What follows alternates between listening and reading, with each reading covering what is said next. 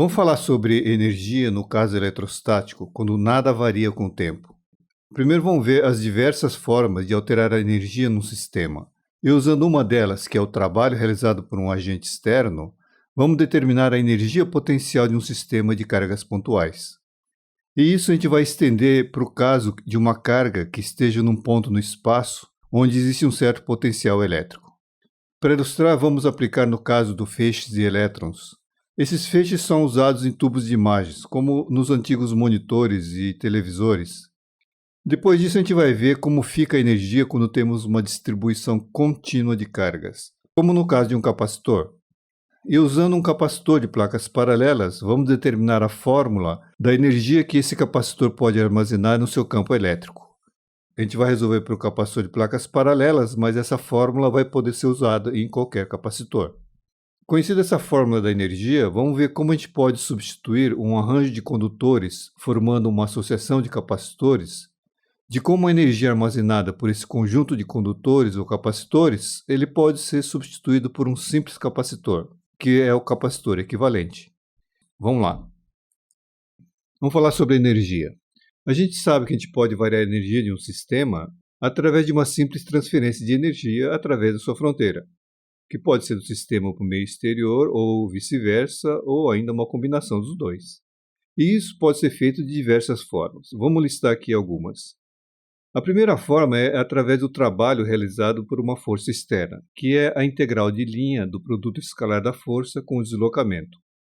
Uma outra forma é por transferência de calor, caso exista uma diferença de temperatura entre o meio e o sistema. Pode-se também por transferência de massa, como por exemplo quando a gente enche o tanque de combustível do carro. Existe ainda a forma por onda eletromagnética, como luz e micro-ondas, como a gente tem aqui no nosso celular. E uma outra forma é por onda mecânica, como por exemplo através de onda sonora. E assim vai, uma lista infindável. Matematicamente, a gente pode escrever que essa variação de energia ΔE do sistema vai ser igual a uma soma desses diferentes processos, que a gente naturalmente pode restringir a alguns casos dependendo da situação que está sendo analisada. Agora, no sistema, essa variação de energia pode ocorrer via variação da energia cinética, energia potencial e também na forma de energia interna, como a energia de ligação entre átomos. Vamos desconsiderar esse último, pois no que a gente vai tratar aqui, que é um sistema mecânico, a gente vai ter apenas a forma clássica de energia cinética e energia potencial. E vamos considerar um método de transferência de energia apenas o caso do trabalho realizado por uma força externa.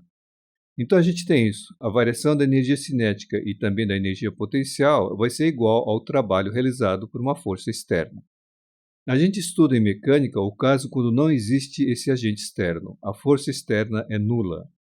E dessa forma a gente obtém a conhecida forma da conservação de energia, que a soma da energia cinética e potencial inicial é igual a essa soma no final de qualquer processo. Agora vamos ver de que forma, usando essa equação 2, a gente pode conseguir uma expressão para a energia potencial de um sistema de duas cargas pontuais. Vamos ver como fazer isso. A questão aqui é qual seria então a energia potencial num sistema de duas cargas pontuais. Com uma carga, a energia potencial do sistema é nula, pois nesse caso não existe nada além da carga. Você não tem nenhum trabalho para colocar a carga naquela posição. Assim, o U1, a energia potencial do sistema com uma carga, é zero. Vamos ver então como é que fica com duas cargas. A gente tem essa relação que nos diz qual a variação da energia do sistema. Agora, veja por essa equação.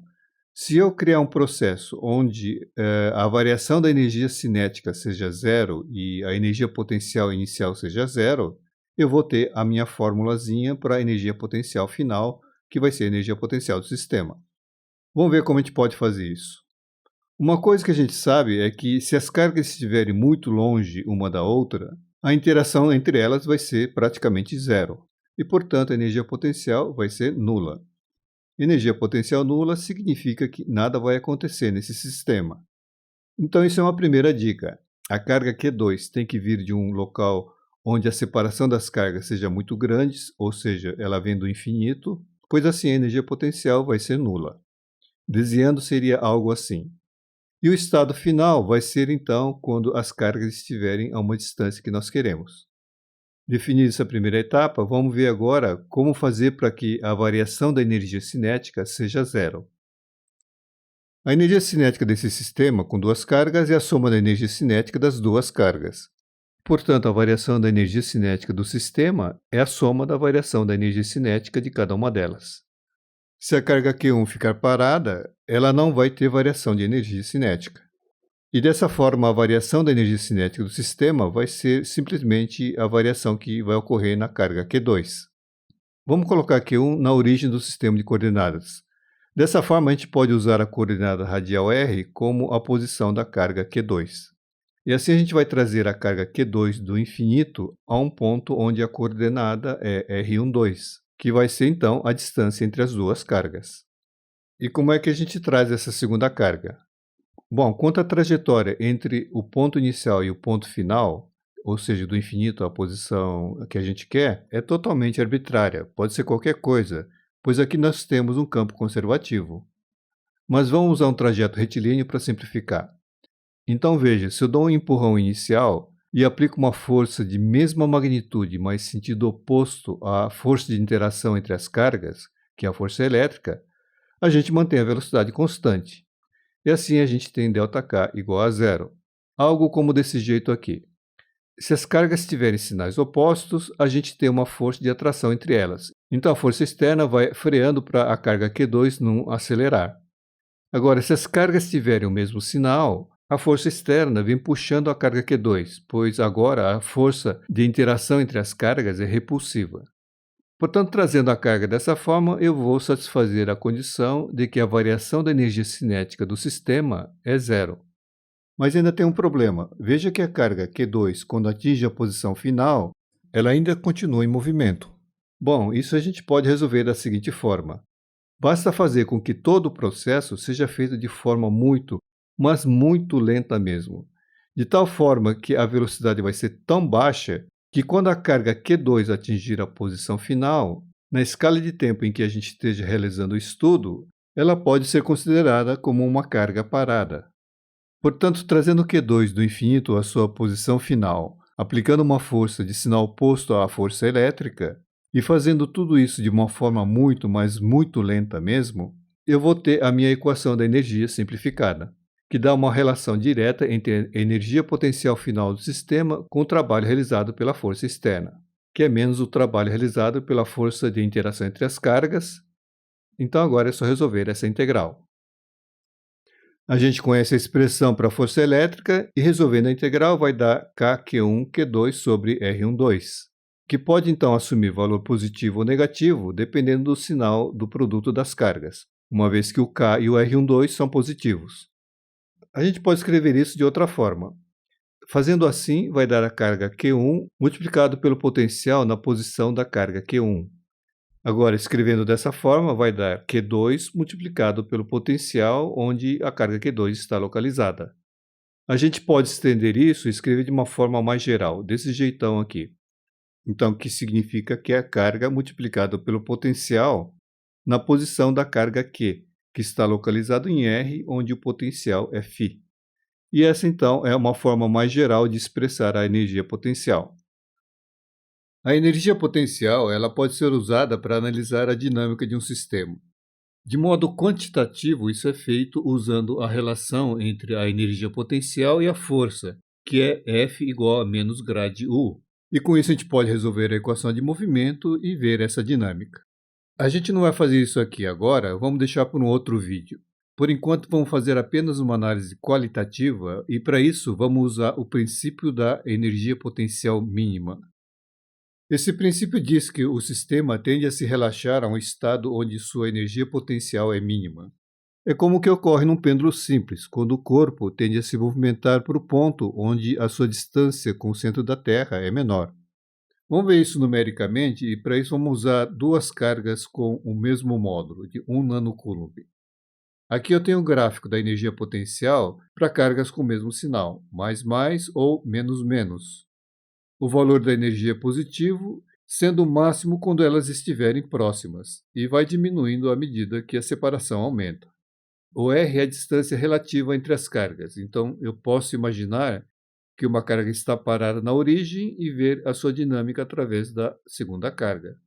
Então, imaginando uma fixa na origem e a outra estiver aqui, e soltando ela, ela vai caminhar para a direita, pois a energia potencial diminui à medida que a distância relativa entre as cargas aumenta. Então, a gente tem uma força de repulsão entre as cargas. E isso é uma coisa que a gente já sabia pela lei de Coulomb. Só que aqui foi feito dentro da ótica da energia potencial. No caso das cargas que tiverem sinais opostos, então pares de carga mais menos ou menos e mais, a energia potencial é máxima quando a separação for grande e vai diminuindo à medida que a distância diminui. Então, com a primeira carga na origem e a segunda carga a uma certa distância, soltando ela, agora vai acontecer uma aproximação entre as cargas, pois esse é o estádio onde a energia potencial do sistema vai ser menor. Dá para ver agora que a força entre as cargas vai ser de natureza atrativa. E é uma coisa também que a gente já sabia pela lei de Coulomb. Então, se os corpos forem partículas com massa m1 e m2 e velocidades v1 e v2, a energia do sistema vai ser a soma da energia cinética das partículas adicionada com a energia potencial. Portanto, nessa dinâmica que nós vimos, à medida que a energia potencial do sistema vai diminuindo, a energia cinética deve aumentar. E isso mantém a energia do sistema constante, como dita a conservação de energia no caso mecânico. Vamos agora resolver um exercício usando a relação entre a energia potencial e o potencial elétrico. Vamos ver uma forma simples de gerar um feixe de elétrons. Está ilustrado nessa figura aqui. Os elétrons são gerados aqui do lado esquerdo, aquecendo um filamento de tungstênio, que é um filamento semelhante ao que a gente tem nas lâmpadas de filamento que se usava antigamente. O filamento é aquecido por uma fonte externa e temos elétrons emitidos a partir da superfície desse filamento. O ambiente todo é baixa pressão, um ambiente bem rarefeito. A gente diz que é em vácuo. E depois a gente tem dois discos, o da esquerda com um pequeno orifício, que permite a passagem de alguns elétrons gerados pelo filamento. Aplicando uma tensão ou uma diferença de potencial entre esses dois discos, a gente vai ter um campo elétrico que vai acelerar os elétrons e produzir o feixe. Vamos ver então qual a velocidade dos elétrons quando eles atingirem esse disco da direita, supondo uma tensão aplicada de 1 kV. Experimentalmente, sabe-se que a velocidade dos elétrons termoiônicos é da ordem de 10 a 5 metros por segundo, que é uma velocidade muito menor do que a velocidade quando esses elétrons atingem o disco da direita. Dessa forma, a gente pode dizer que a velocidade inicial dos elétrons é praticamente zero, isso naturalmente dentro da escala de velocidades quando a gente trata de feixe de elétrons. Vamos ver então qual é a velocidade final. Embora os elétrons interajam uns com os outros, a gente está supondo que isso ocorre de modo muito brando. Assim a gente analisa apenas um elétron. Experimentalmente, basta que a corrente associada ao feixe seja muito baixa. A gente tem a equação da conservação de energia, que a soma da energia cinética com a potencial inicial e final são iguais. A energia potencial inicial é quando ele passa pelo orifício, onde o potencial é φ1, e como a carga é menos E, eu vou ter menos E vezes φ1.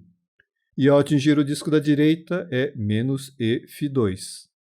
Substituindo na equação da conservação de energia, a gente tem isso, e fazendo a álgebra, a gente obtém isso aqui. Como a tensão aplicada é a diferença de potencial entre os discos, e sendo a velocidade inicial desprezível, a gente obtém essa formulinha aqui. Substituindo os valores numéricos, a gente tem a velocidade da ordem de 10 a 7 metros por segundo. Portanto, ela é pelo menos 2 ordens de grandeza maior que a velocidade inicial. Esses feixes, naturalmente gerados de forma um pouco mais sofisticada, eles são utilizados em microscópios eletrônicos e são um elemento básico do tubo de imagens, aquele tubo que era utilizado em televisores e monitores antigos. Embora a engenharia varie de caso para caso, o processo físico é isso que nós vimos. Vamos ver agora qual a energia no caso de uma distribuição contínua de cargas. E para determinar isso, a gente precisa ver qual a energia num sistema com N cargas. E o processo de cálculo é o mesmo que nós fizemos para duas cargas. A gente pega e traz cada carga do infinito a uma posição final.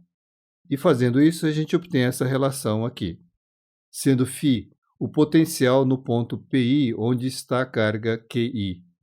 ou seja, é o potencial devido a todas as outras cargas, exceto a carga I.